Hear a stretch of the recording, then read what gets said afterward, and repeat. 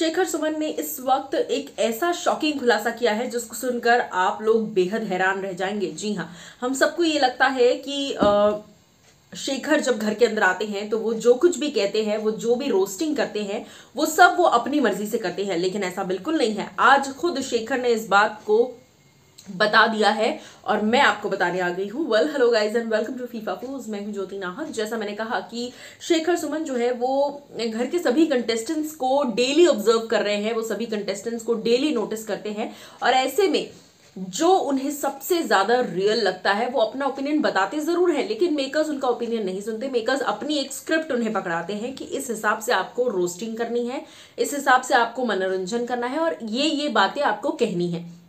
यानी कि जो कुछ भी शेखर कहते हैं शेखर सुमन बुलेटिन में, उस दौरान वो उनके थॉट्स नहीं होते, वो मेकर्स के थॉट्स होते हैं। यही बात मैंने आपको पहले भी कई बार कही हुई है कि वीकेंड के बार पर भी सलमान जो कहते हैं वो सलमान के थॉट्स नहीं होते। कभी कभार ऐसा होता है कि सलमान रियली गुस्से में आ जाते हैं, लेकिन सलमान मोस्टली जो कहते हैं वो मेकर्स का थॉट होता है। वो बताते हैं सलमान को ईयरपीस के जरिए कि क्या अब आपको कहना है।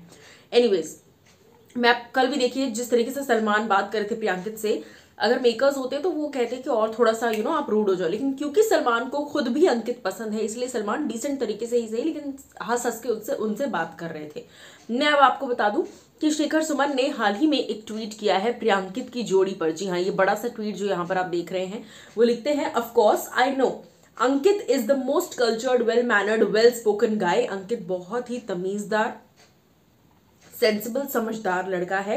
Actually he is a misfit in the show, यानी कि वो इस शो के लिए एक्चुअली बना ही नहीं है, उसको आना नहीं चाहिए था, क्योंकि अच्छे इंसानों की जरूरत इस शो पर नहीं है। इस शो पर भौंकने वालों की जरूरत ज्यादा होती है, which is a dog Yeats dog kind of thing. यानी कि ये शो जो है ये अंकित के लिए नहीं बना है।